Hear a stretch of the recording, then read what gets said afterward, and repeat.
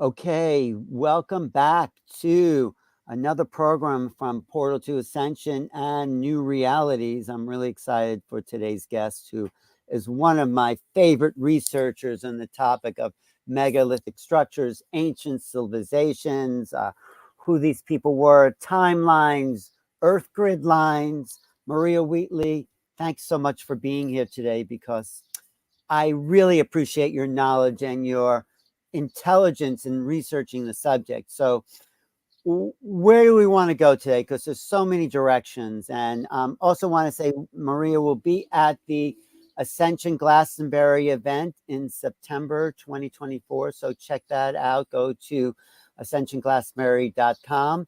But Maria, thanks for being here. And we're talking before about the ancient structures, and you're saying Stonehenge is, of course, much older than anything we can imagine or thought. And I guess that includes Avebury circles, the circles themselves. My theory is that they could be the mountaintops of Atlantis, that old. What's your theory about these old megalithic structures?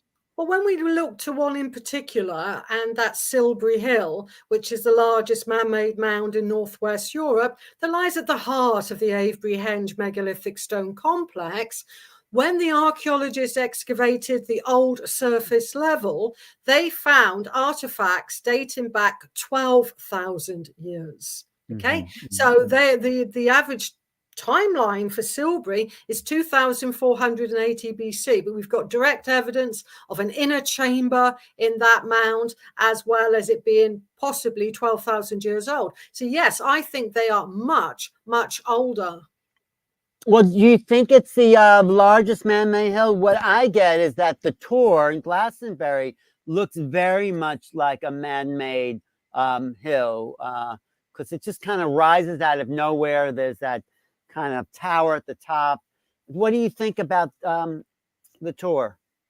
The Tor is the reason why there's just one tower at the top is because in 1275 there was an earthquake that tumbled all of the chapels and churches along the St. Michael ley line. So clearly that ley is linked to a fault line. So that's why there's just a tower there today.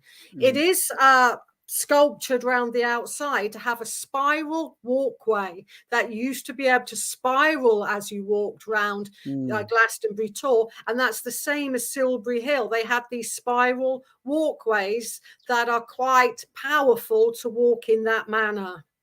But do you think it's a man-made structure, the Tor Hill? I think it's a natural structure that has been sculptured by ancient man to look different. When the soil samples were taken at the bottom, it didn't show activity of being made by man. It showed that it had been sculptured. So in the distant past, long, long before Christianity, that was a place of pilgrimage. Okay, then let's get to the core of this. Who were these people? What did they really want to accomplish with these structures? I mean, they obviously had a science of sorts, if we'd call it science, but talk about that research you've done, because that's very exciting. Yes, what I discovered in my research was the people of the past, the people that constructed Stonehenge in its various stages. You see, when we look at places like Stonehenge and Avebury, they took 1,000 years to complete. This was a huge megalithic project. And what I noticed in the long barrows, if you imagine a long barrow can be a large, long, like tube-like area of earth, and it contains megalithic chambers in the Avebury environs and timber chambers that you could enter. They were used for shrine purposes, ritual purposes, healing purposes, and later bones were deposited in them. They're the long barrows. Within the long barrows, I found long-skulled people were placed in them that had elongated skulls. Intriguingly, in the round barrows that came about 1,000 years later after Stonehenge, they had round skulls in them. So the long barrows contained long-skulled people, the round barrows of the Bronze Age contained round skulls is an actual fact. So they had these extended skulls. And when I visited one, Alan, at Cambridge University, I decided to just feel my way through the skull with my hand. And when it came to the chakras, they still felt active. And the the big extended skull at the side felt like it had 2 crown chakra points. So maybe these people had a different experience of the ancient sites. Why do I say that? Their ear placements were set further back, making them have a fey, almost pixie-like appearance. They were quite short. The femur bones show the women were 4'9" and the men about 5'4", but they were exceptionally strong as well. But they had different inner ear bone structures than what we have. When I showed a report to a London doctor that works in A&E, she's a real angel working in London there, what she said to me, this cannot be correct. And I said, well, it's in report after report. And I said, let's go down the road that it is correct. And she said they would have heard very different frequencies. So I think they could hear the frequencies of lays. And in my experiments with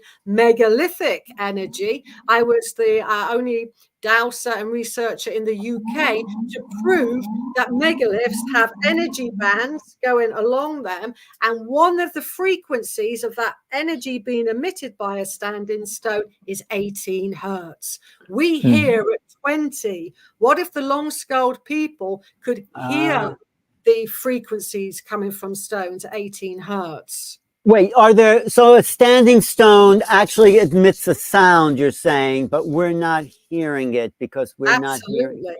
It's electromagnetic energy. If you imagine a standing stone has 5 above ground energy bands that wrap around the stone, and there's 2 below. I've always equated them to the chakras, like megalithic chakras. Band number 3 going up these stones, so to speak, that emits electromagnetic signal and a Hertzian sound frequency called infrasound.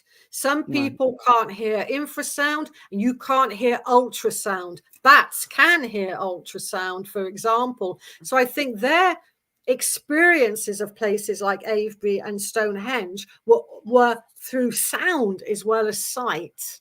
So when they were standing in the Avebury Circle or in Stonehenge, they were hearing like a concert of sorts, a musical symphony. Absolutely, absolutely. They were hearing the sounds emitted by the standing stones. And the other frequencies that come out of earth energies, for example, are a very healing Hertzian frequency. So, for example, at the esoteric center, that's not the geometric center of a stone circle, it's always off. If you look to how the standing stones in the central features of Avebury are placed, like the altar stone placed at Stonehenge, they never mark the geometric center because they're marking the esoteric center. And beneath that is a massive spiral energy pattern called a geospiral. It's the harmonic surface energy pattern of very deep water, very, very deep water, independent of rainfall and generated by the body within the earth. That's an esoteric water divining, what you look for. And that gives off a very healing frequency of around 7 to 10 hertz that can put your brain into alpha mode. It will relax you. Wow, you know so much. I just want to study with you. Do you give courses? Seriously, do you give courses or classes or school? Absolutely. Those that want to study with me, I run Esoteric, Esoteric as it's pronounced in the States, Esoteric college.com. And that's where people can study with me. And all of my courses are affiliated, so you can take them to diploma level. Wow. But getting back to what you were just saying about the center of the circle is not the geometric center, is what I noticed when I was in a crop circle. I noticed that all the grass was laid down off center. And I was there with Francine Blake. I said, why is that? And she goes, because of the angle of the scalar wave or the waves hitting. But I think you have another reason why it wouldn't be the center. Absolutely. Right? I spoke at a lot of Francine Blake's conferences. Francine and I knew each other and got on very, very well, and with her husband, John, as well. So I know them. And when I said that at one of Francine's conferences about the esoteric center and the geospiral pattern, she just went, Maria, you've got it. That's good. So we got to be But sorry, Yeah. Alan. No. We'll go ahead. No, please say what we're saying. I was going to say that this geospiral energy pattern often marks very deep aquifers, and a lot of the crop circles are placed above these aquifer patterns. And I will be speaking at the crop circle night of people being speaking about crop circles. I'm releasing for the first time my late father's Master Dowser collection of crop circles. Wow. What was that? What does that collection include? What? He said that in certain crop circles were designed in particular ways to have particular earth energies that later were also adapted into the practice of ancient Chinese feng shui. They have a very similar art of placement about them, and he went into detail about that, which I shall be discussing at a later date. Wow, that is fantastic. I really just love everything you're saying. So if we include crop circles and also the people you described that actually had a different physiology than today's humans, are we talking about extraterrestrials behind the crop circles and also these long barrow placements in the long barrows? I think we have to be very, very open-minded to who these people were, because there has been little ancient DNA evidence coming forth. Some people say that they have their genesis in Anatolia and places like Turkey, Göbekli Tepe. Other people say that they could be off planet. I'm a research author, so I go with the latest research and what is happening, and we simply don't know enough information about our distant past. So, but if we had DNA analysis of these ancient skulls, the long skulls in particular, we would see how human they were compared to today's human.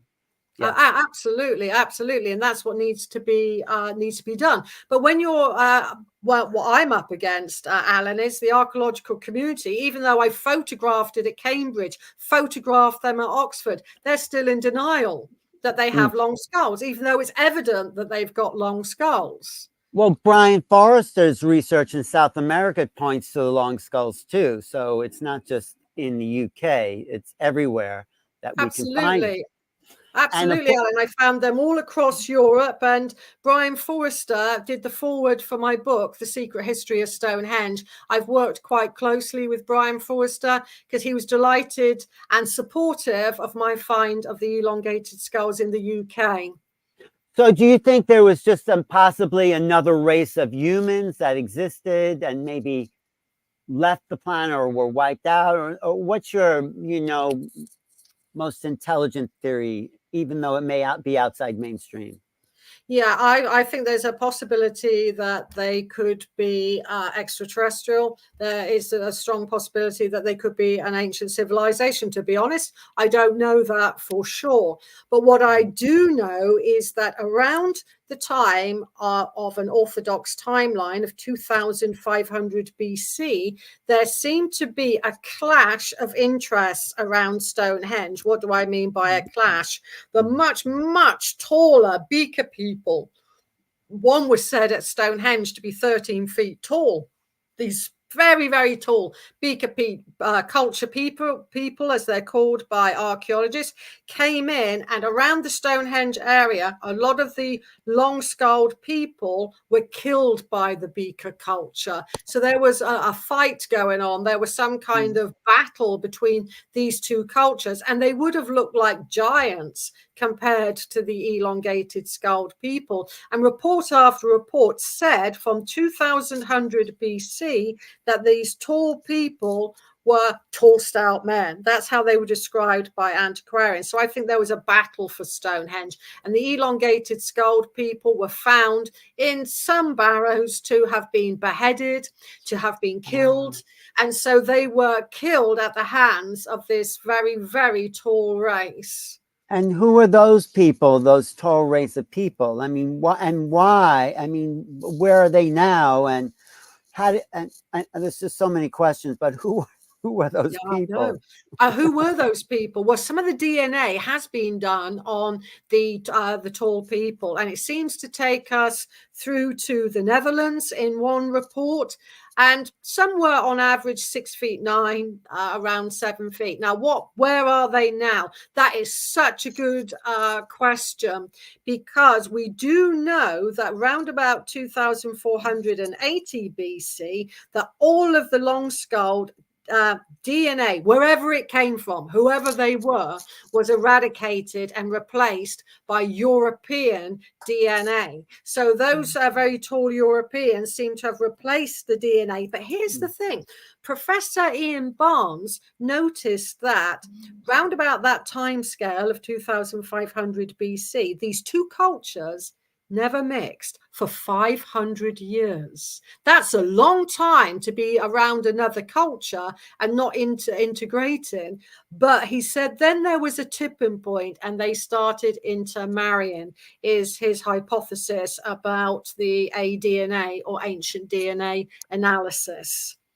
Well, first of all, how do we know anything about these tall people, or even the long-skulled people? I mean, where's the history? I've never seen a written history of their existence. No, there isn't. I was the first person to document it in modern times. It had been spoken about 200 years ago, when the early archaeologists, we call them antiquarians, started to dig in the long barrows, from about 720, 1745. That's the date they started digging, sorry, just to be correct. And that's when they started documenting. They found long-skulled people. I read all of these ancient reports and thought, well, hang on, let me go and investigate it. Let me see if I can find them. And I did track down some of the skulls to Cambridge University. And I went and photographed them and proved a point that they do exist. Wow. So they were taken out of the long barrows and put in these museums at these universities, and then sort of forgotten until you've come along with your, that is what makes your research so fantastic. You're not just channeling in ancient wisdom, you're researching hardcore evidence there for documenting. So let's just think about then, if there's these two races, neither of which seem to exist right now, and they may have built, the giants may have built Stonehenge, or how far, what was the race then that built Stonehenge? I guess I'll ask that question. Yeah, again, that's a good question, because the elongated skulled people were here before the so-called beaker culture. That's their professional name by archaeologists, the beaker culture. They're tall people. But Stonehenge had already existed by then, but it wasn't the model of Stonehenge that you're used to seeing, okay? Because in my research, what I discovered was there were two altar stones. Every single report from 1725 says there's only one altar stone. But in the first ever dig at Stonehenge, which was on royal demand by King James I of England, he took his architect there, Inigo Jones, and his boyfriend. He was married to the Queen Anne of Denmark, but he had a lover who was the dashingly handsome Duke of Buckingham. And he took the Duke of Buckingham, and they dug at the center of Stonehenge and said they found two altar stones. And they even told us where they took it. The Duke of Buckingham's mother was a very strange occultist. She did a lot of ritual activity. In the meantime, James I is burning people for heresy and witchcraft. But he too was a practicing occultist. And in the documentation, they tell you where they've taken the second altar stone. We're taking it to St. James's Palace in London. It's documented. What was special about St. James's Palace? It was the royal residence before Buckingham Palace got built. Okay. Was James I the daughter of Elizabeth I mean, the son of Elizabeth, or is that Uh, King James Bible, the person behind Yeah, that? exactly. That is the person that wrote St. James's Bible. He also wrote a Yeah. book called Demonology, but he was a relative of Elizabeth I because she didn't actually have any children. She was Oh. called the Virgin Queen. But so we know we can trace it back to St. James's Palace. So just recently, I phoned St. James's Palace and said the last time this altar stone was looked for was in 1930 when you were called and asked where the second altar stone was. And they said, we'll get back to you. Have I heard a peep from them yet? Not yet. But I'm persistent. I will get to the truth. And if I find that second altar stone, I'm going to ask for it to be raised at Stonehenge. That would be amazing. But just to get back to James the First, he exists. So he took over the throne after Elizabeth, which was the real peak of Renaissance England. Shakespeare and all the great art was, and so Shakespeare was still around, and so was John Dee at that point, wasn't he? Oh, yes. I mean, John Dee, he was famous for saying the first quote about ley lines and earth currents. He said in his book, Mathematical Preface, that there is immortal beams and lines that go through turf and hill, sod and dale. And it's those lines and currents, if you will, that give power in both your words and in your works. And that's what John Dee said about ley lines and earth currents. No, this opens up my whole interest in literature, though, too, because, but I mean, I didn't know James was into demonology, and he helped translate the first English Bible from, I guess, Latin into what we speak. And it's it's beautiful, the poetry, that came through in those translations into English. But yes, and it is little known that he wrote the book at the same time as that translation was in occurrence. He was writing demonology. He had a fear of women and witchcraft, so it fed into his anxiety. Because James I was a very strange character because his tongue was too big for his mouth, so he used to spit out food and drink. His legs wouldn't hold up his body weight that well, so he couldn't stand for long periods of time. He was a very strange character. But I don't think he actually wrote it. I think he had translators. Maybe Shakespeare, whoever that was himself, translated or wrote the English poetry that is in a lot of the verses. Could be. Yes. Oh, absolutely. He had a big team working for him, and it's always been alleged it could have been Shakespeare's contributions.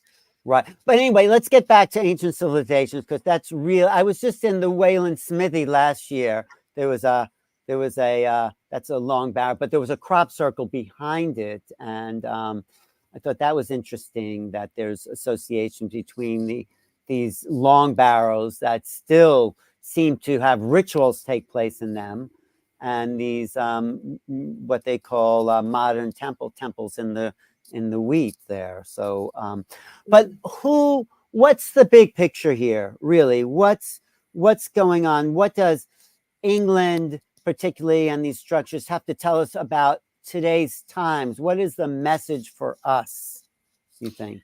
I think the message for us, I mean, even if we look at Wayland Smithy, it's associated with an earth current that is male and female. It's called a hermaphrodite current or a hermaphrodite line. And along Wayland Smithy, it pulses 8 times with energy coming out of the ground that can balance our chakra systems. Yeah, so if you walk it in a particular manner, same as Glastonbury Abbey, axis line, you will interact with these energy pulse points. I have taught architects how to dowse for advanced earth energies because the way I see it, for example, there's one global grid system, and it's always associated with early medieval churches and sacred sites, for instance, and the crossing point of that is said to be very associated with the planet Mercury. It can open up your throat chakra. It's where the priest would speak from the pulpit. The pulpit is always at the crossing point of the Mercury communication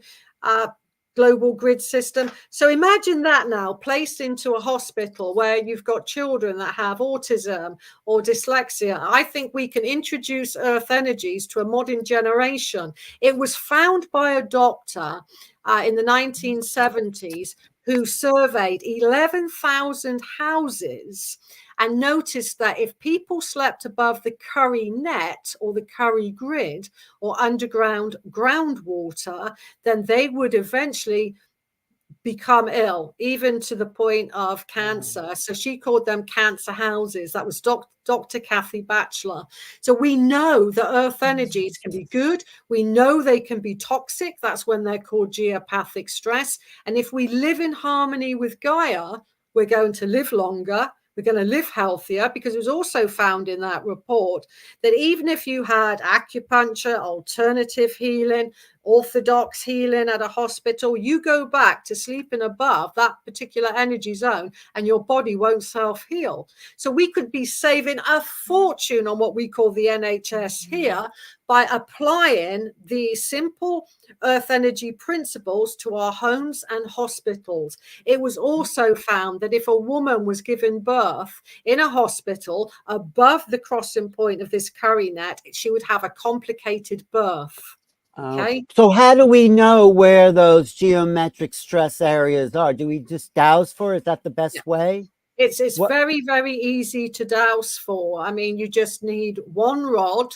You don't always need two rods, for example. I like using one rod myself. Yes. Yeah, absolutely. Absolutely. I'm in full agreement with you. Yeah. And then you would tune into the grid, and it's basically pointing in a particular direction. It's pointing northwest to southeast. So if you know where northwest and southeast is by using a compass in your bedroom, for example, you can see roughly where a grid system's going to come in. And it's we use metric over here, forgive me. The size of the grid is 3.5 meters by 3.5 meters. So you would just douse across to see if you have one of those lines coming into your house. So find southeast, walk that way, and tune into the curry net. And if there's a line in your room, it will go to the rod will go to found position. Wait, but I thought the geometric stresses were from underground streams, when two streams crossed instead of three streams. It was what the two streams created. No. Any underground stream doesn't have to be a crossing point of two. Three's terribly toxic. And what's in occurrence has been found since about 1989 is it's not the water that's causing the problem. It's the Hertzian frequency is too jarring that comes up through the water flowing through the fissure systems. I was brought up, Alan, as an esoteric water diviner, and ever since 1899 it's been known that water will create geopathic stress, whether it's one stream, two stream, three streams. It doesn't matter.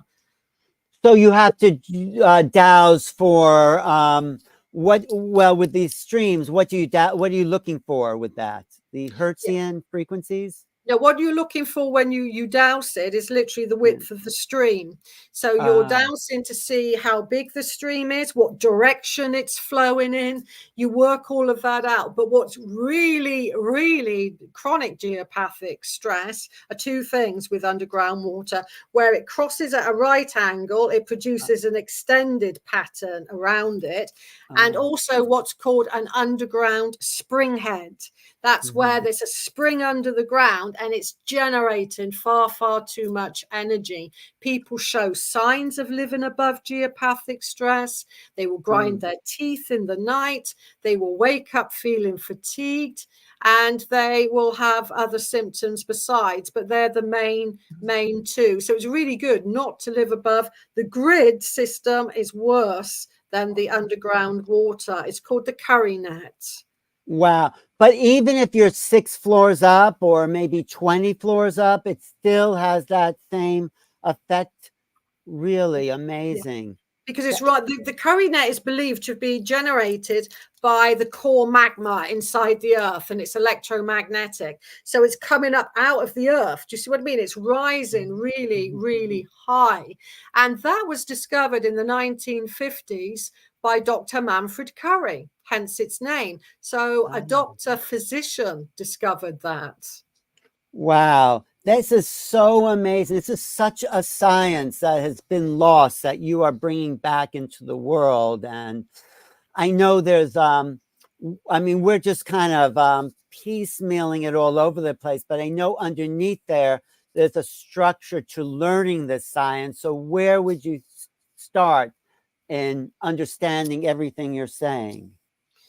There's many places like Avebury Henge that has numerous different types of earth energy, up to about 8 or 9 different types.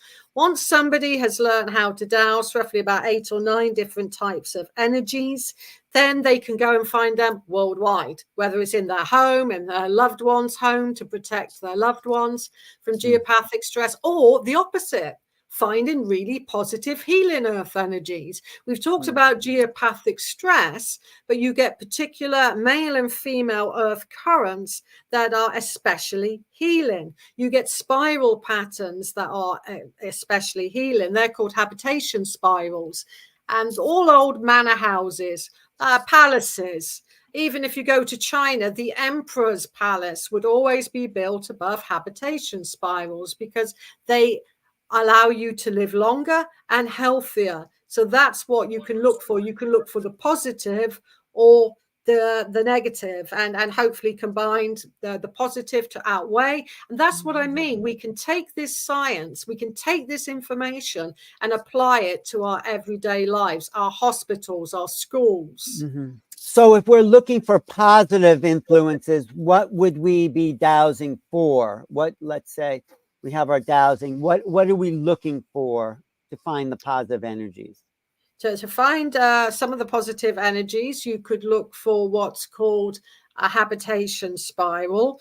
That would be where normally they have around 3.5 coils in their spiral pattern. You could look for that.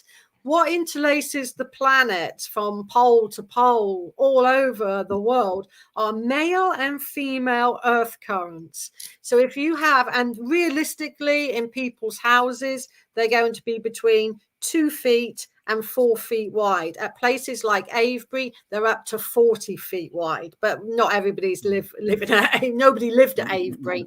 People went to Avebury and then they went back to their homes.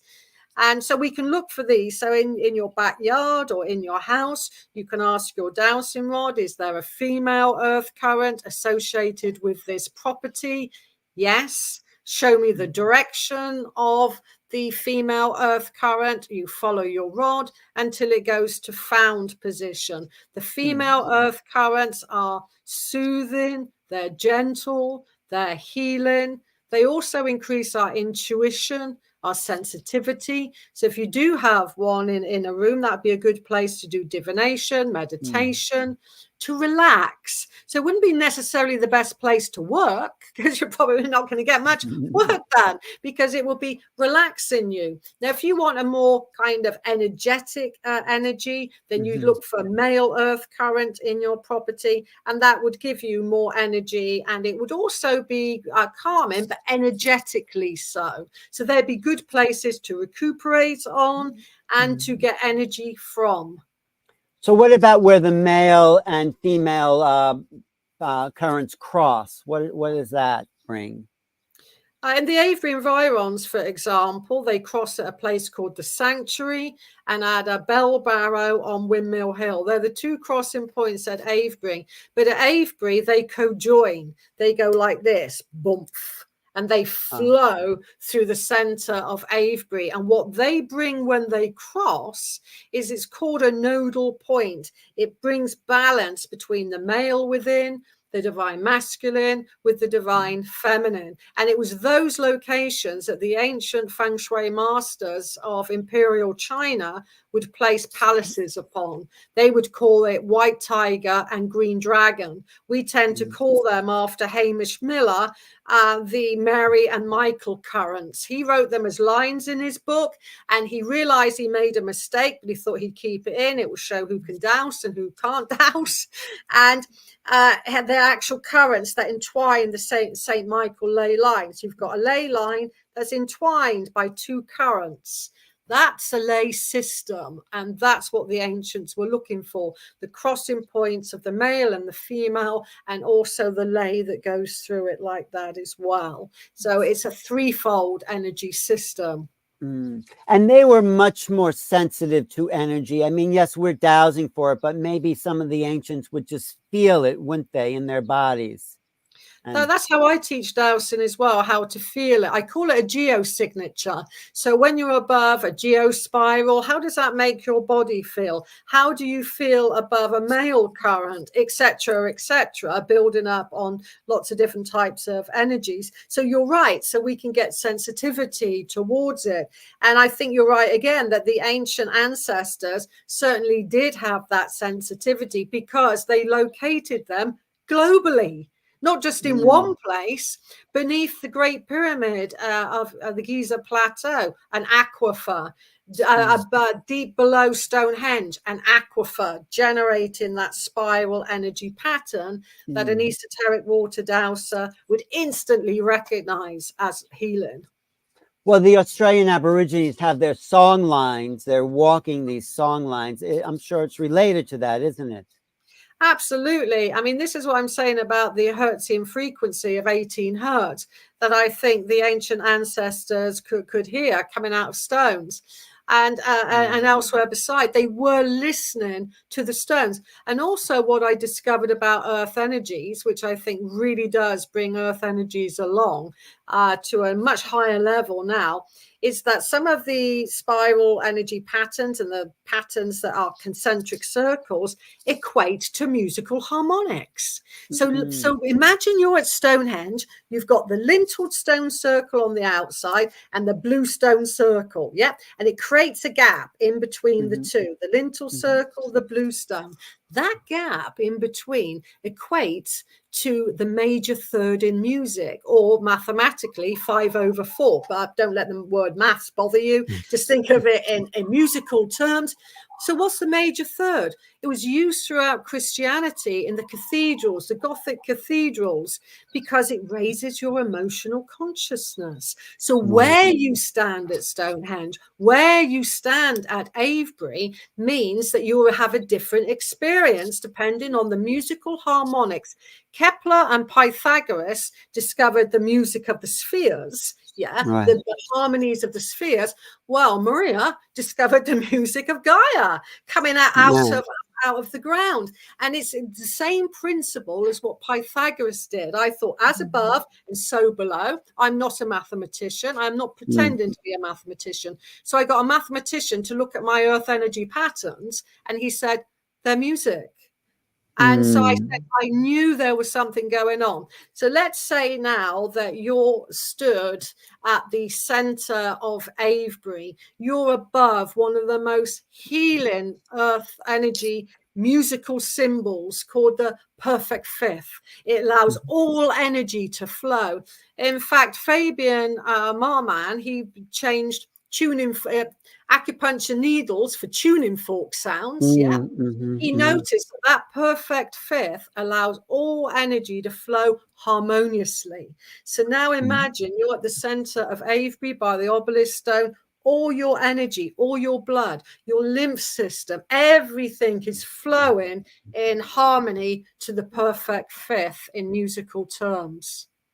I was just in Avebury. So where is that stone? Because you walk down the avenue, if you start from the far road, and you're walking down, and you come into this circle, and there's a ditch around there. Where's that stone you're talking about in the Avebury circle? Okay, go walk across the ditch, go in between the devil's chair and that big other stone. Where's the devil's chair? I mean, it's as you're coming in from the avenue, it's the two very largest stones. One's called the devil's chair. It has a ledge to sit on. I discovered an astronomical alignment there. And you carry on literally, and you'll see a large marker stone that was put there in the 1930s to represent where the tallest stone at Avebury once stood. It's called the Obelisk Stone by William Stukeley, and that's where you have that musical harmonic. But I discovered some very rare and powerful lunar alignments at Stonehenge that are that Stonehenge and Avebury, but especially at Avebury. And I even photographed it because it only happens every 18.61 years, and it's the night of the high moon.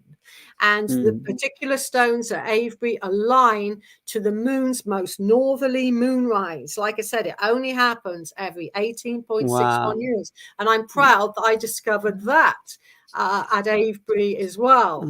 Well, I'm proud of you too for doing all this great work. And no, seriously, you are excavating the past science. This is technology you're talking about. They didn't have these little machines. They had these technologies that were put in place. So these people weren't living in caves. They weren't cavemen. Who were these people that created this fantastic stone technology? Absolutely. I mean, no, they were not living in caves. They were living in sophisticated houses that have been found at Durrington walls. But I really get annoyed when I look, Alan, at how English heritage depicts the ancient ancestors. Normally half naked with disheveled hair and normally wearing animal skins. So I decided to look into the fabric content of the distant past. What were the priestesses wearing and the priests at Stonehenge? And I looked at every single barrow excavation and a story built up. The priesthood wore very finely woven clothing from nettles, which produces a silky sheer finish, like wearing silk. Then they had these massive breast amber plates. Yeah, that they wore here. They had gold trestles in their hair. They wore elaborate jewelry. They were carrying incense pods, you know, like in a Catholic church, they waft the incense with a censer. They had those, and they've recently been analyzed, and they contained opiates. So they were in an altered state of consciousness. They were glamorous looking. They were beautiful looking, and yet they portray them as having disheveled hair. I mean, they had combs in the round barrow. So I build up a different picture in my books and saying this is what the priesthood wore, and this is what they look like. This is what the kings wore, and it's all archaeologically correct. I could tell you the number in the British Museum that it has, you know. So we know that they also were using amber to purify areas as well. They were burning amber. They were using it as a herb as well. They had very short little knives for chopping up herbs. They were highly tattooed. What they used to think was leather puncture instruments, they analyzed that, looked at it, and realized it had very fine skin on it, that it looked like black pigment. So they had tattoos. They also had stretchers in their ears, which is where you put a plug in and it makes your ear bigger. Lots of young people now wear those, as do indigenous peoples worldwide.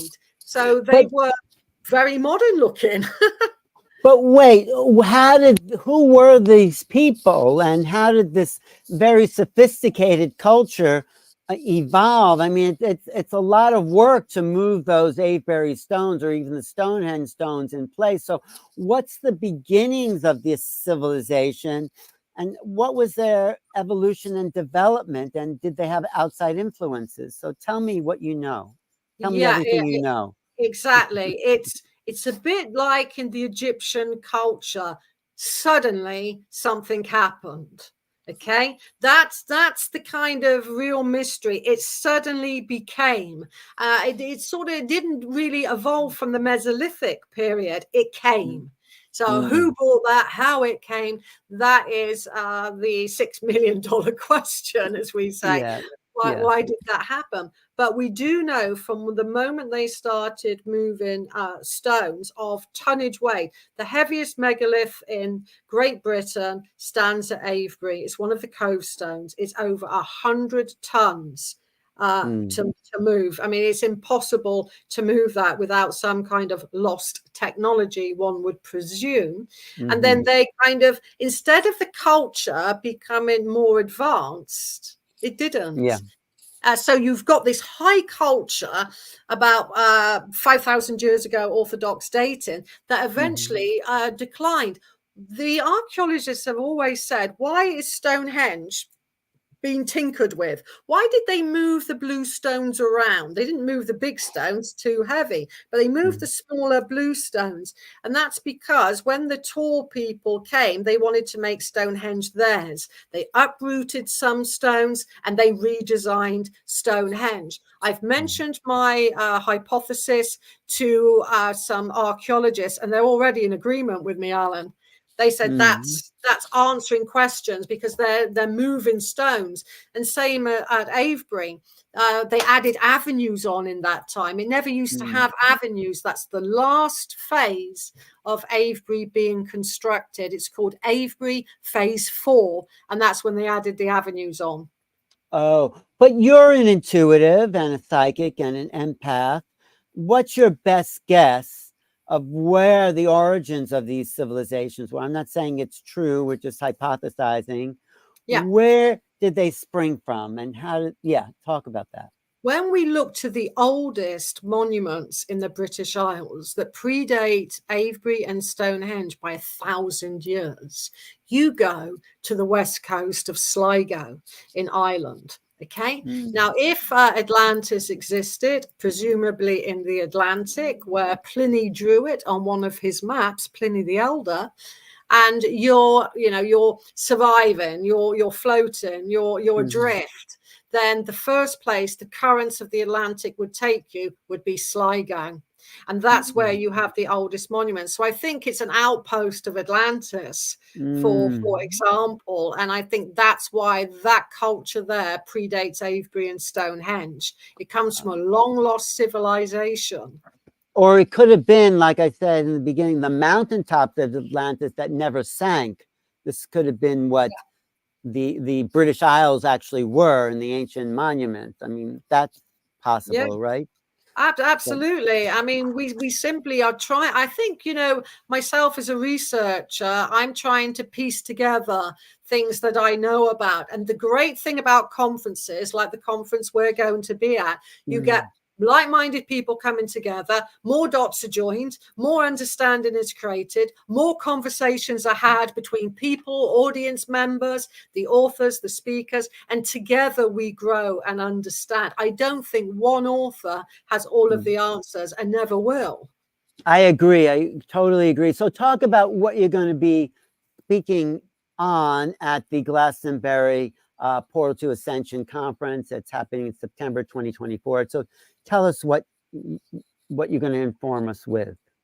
I'm going to show you what Stonehenge originally looked like. I'm going to show you the healing stones that were defaced by the government's Ministry of Works, how one stone could produce water, how another stone you could sit inside at Stonehenge. I'll show you photographs, documented evidence. I'll show you what the Stonehenge originally looked like and how colorful it was and how it was almost like drawn on the Henge Bank with these amazing symbols that have been found.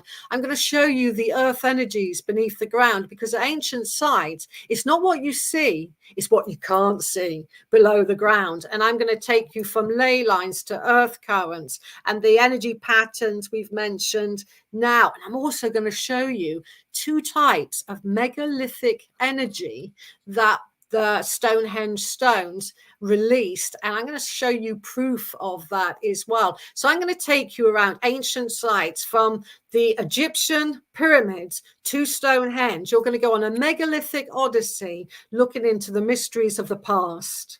Wow, Maria, you're fantastic. Do you have a film out? Do you have like a Netflix series? You should. You should. Well, I am in negotiation of, at the moment, with doing something. I was just talking to a film crew today, but we'll have to see. I always wait in hope. But the thing is, we come together at conferences. It's so important to give the exchange of energy and to be there as part of the audience. And I look forward to all of the participants. Come and say hi to me, and I love to meet you all there. And take Maria's courses. What's your website again? Your website? It's esotericcollege.com. Right. You know, what you're saying is more fantastic than what Graham Hancock said in his Ancient Apocalypse. Did you see that series on well, Yes.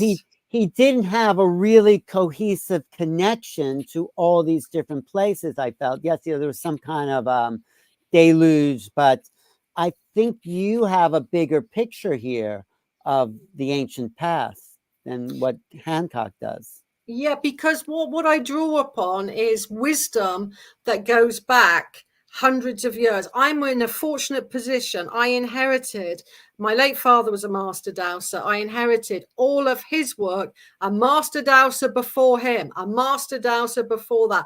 I have a legacy archive on earth energies that goes back to 1899.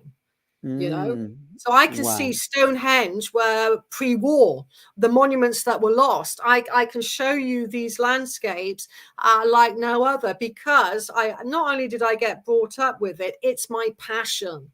It is my Mm, true passion to find out about the people of the past. And I believe that the ancestors communicate with me. They've helped me out so many mm. times, Alan, by putting me in the right place when I've asked, and to have been around me, that I came in a way their voice. Yes, you are their voice. You know, there's so much to talk to you about, but one question I have is the white horses I saw in Oxshire and Wiltshire. What was the purpose of that?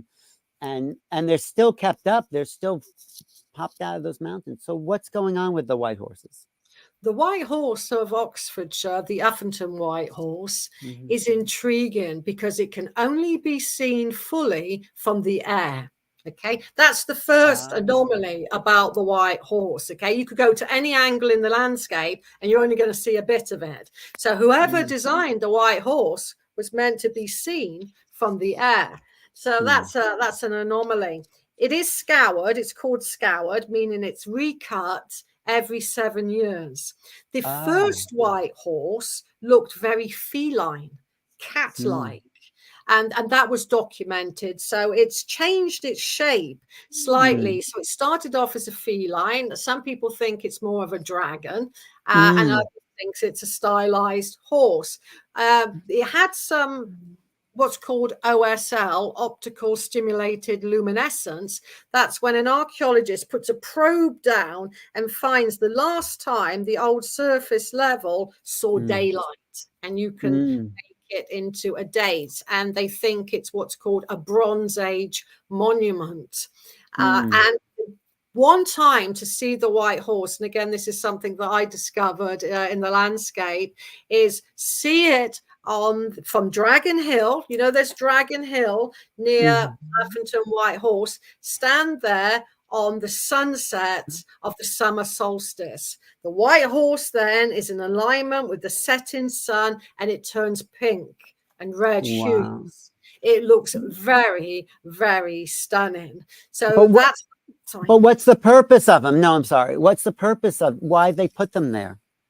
Well, that is that's the intriguing thing. But what we do know is that exactly on the eye of the horse is a really big energy center where energy comes out of the ground. It's called an emergence point. The Native Americans knew about emergence points. They have it in their mythologies. So whoever put the horse there, they put it on a rising of an earth energy place that showers you in energy, and then going along its back is earth energy. So it's literally can be used for a monument that can clear your energy field, can Mm, heal your energy field. And the horse is roughly 360 feet long. Some people think it was a little bit longer, representing 365 days of the year. And mm, so it can represent that, but it will clear your energy field. That's the mm, great thing about the eye of the white horse. that is so you can walk right up that hill to the white horse, then, can't you? Huh? Yeah, you Oh, can walk towards it. oh, I didn't know that. You know what you're talking about also reminds me of the what the early U.S. presidents had were mounds. They all had Monticello. They all lived on a little mound that some people think increased their political power. Do you? What do you Oh, have it did. anything to say? Oh, Alan, every single famous public school, that's where you pay. We call it a public school. It's a bit opposite in America. Every single public school, one that Kate Middleton went to, the future Queen of England, all have mounds in their college grounds. All. And what's the purpose? What does the mound actually do? It releases such conscious expanding energies because of the shape of it. Yeah, it releases an energy field that's going to increase your emotional intelligence, your intelligence, generally speaking, on the mental level, and for those that want to attune to it, on the spiritual level as well. It's no mistake that Eton has a mound close to it. Oxford has a mound close to it. Marlborough College has Merlin's Mount. It's also said to be there where the bones of Merlin doth lie. So their energy, if you look at it, is in terms of organ, because they're built of layers of organic, inorganic, inorganic layering. Then they're like a Wilhelm Reich organ accumulator, Right. pushing out that organ energy. And if you live near it, well, it's going to be very beneficial. Well, you know, I interviewed John Burke, who wrote the Stones and Seeds and Stones, and he said the mounds also fertilize or increase the fertilization of seeds, especially Silbury Hill. You put seeds there and they would be extra fertile. So there's that, I guess it's connected to the orgone vitality energies, isn't it? Absolutely. And I think I've taken John Burke's work to the next level because I was always inspired very much by his book. And so I realized that, yes, they do increase mounds because they're placed above a geospiral energy pattern. And it's the energy pattern plus the shape of the mound. But what I also discovered was they become more active for fertility 6 to 7 days after a new or full moon. That's when the geospiral energy pattern changes its rotation. And I tested it out just like John Burke did with seedlings and planting seeds, and they grew faster and straighter. But then I realized when I was studying at Oxford University that there seemed to be a farming template in ancient times. And that template was repeated and repeated. And the earth, what they were doing in this farming template was they not only knew how to charge the seeds and make them more fertile, they knew where to plant and where not to plant. And they made these amazing farm areas. And I've tested the size of wheat grown on these energy points. And I might even have a farm in Vermont that is going to sponsor me on a really big trial within the next 2 years of my farming methods, because I believe if people followed what they were doing in England in ancient times, it was said by the Greeks, the English produced 2 harvests a year. 2 harvests. Well, it's not just where to plant, but when to plant as far as the moons and the stars and right. I mean, that's a whole other science there. Absolutely. I can say that even without the moon, even without anything, if you follow that system, you're going to get better yields per acre. And then if you add in biodynamic farming, if you add in lunar law, it's going to be even better. You know, but by a template by itself, it's really good. And I've proved that. And when you start to withdraw water from crops, then they seem to have more strength and more vigor. They don't wilt as fast. So they survive better in drought conditions. And I've included 2 chapters in my latest book on farming using earth energy patterns. Wow. Yeah, no, that's fantastic. You have so much to offer people. It's brilliant. On a separate note, I just saw the film called Wilding about the people, this farm that just released wild animals on their land in order to give the natural energies back to the land that comes from animal grazing, wild animal grazing. Do you know about that place? No, but that sounds, again, this is what I love to hear about other people experimenting and doing things to live in harmony with Gaia. It sounds fantastic.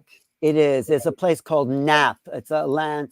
There's a woman named Isabel Trees who did this, her and her husband too, I bet, 200 acres, and just brought this land back to life with these wild, it's fantastic. I'll try to find, it just came out. So it's still in kind of festival distribution. But Maria, this is fantastic. One more question I have also is about the holy wells of England. You know, there's all these places that had holy water, right? Or water coming out that was sacred, healing waters. And I guess they were called the holy wells, right? Of England, of the UK.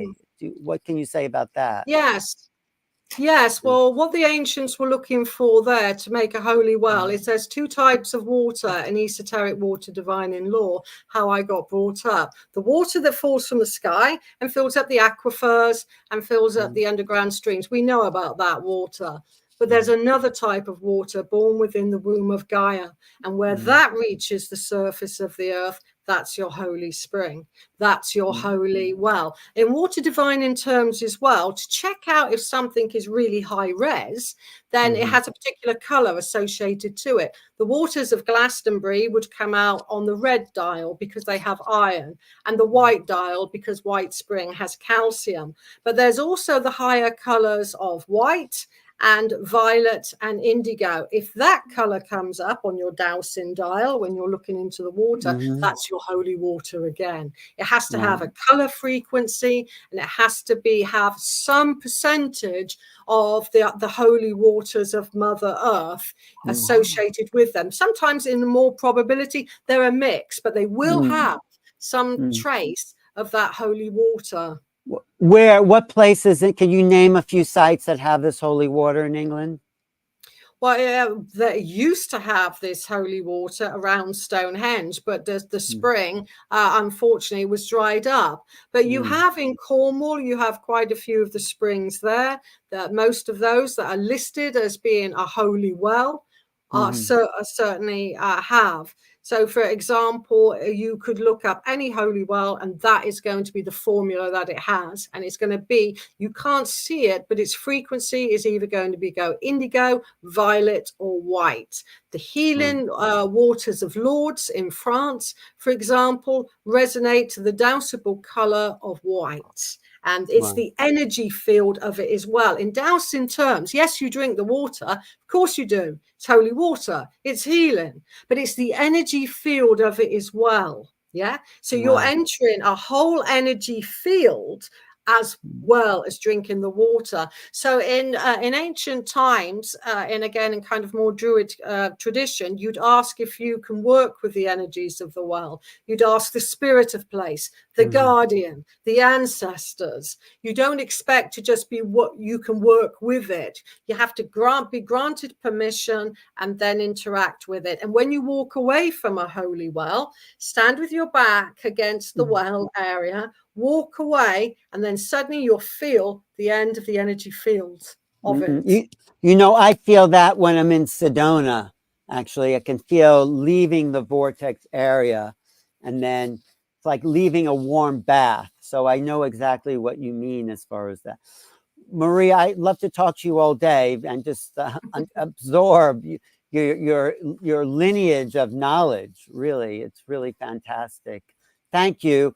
Maria is going to be one of the keynote speakers in Glastonbury at the Portal to Ascension Conference. Go to ascensionglastonbury.com. This is September 2024, along with some other fantastic speakers. Thank you, Maria, for being here. And I really appreciate your research and wisdom. Thank you. Thank you. Okay, I'm Alan Steinfeld for New Realities and Portal to Ascension. Thanks so much for watching today. Thanks. Okay. Okay, cheerio then. Thank you. Take care, Alan. See you in Glastonbury. Thank you. I think I'll be, I'm not sure, I'm checking in my thing, but yes, thanks so much. Oh, I hope you do come. I hope to see you there and reconnect. Or if you're in Vermont, I'll see you there sometime, maybe if you're doing an experiment or something. Absolutely, I will. I'll keep in contact with you. And if I do go to Vermont, yeah, definitely. I might even have the permission to go to the burial mounds that nobody else goes to that are on private land there. Wow, that would be great. Would be great. Okay, we're still live, but let's I'll talk to you. That's okay. That's okay. That's fine. Thanks so much, Maria. Thank you. Okay, I have to sign off. Okay. You see Leave Studio at the bottom there. You can press the Leave Studio button. Okay, there. yeah, I've done it. Okay, thanks.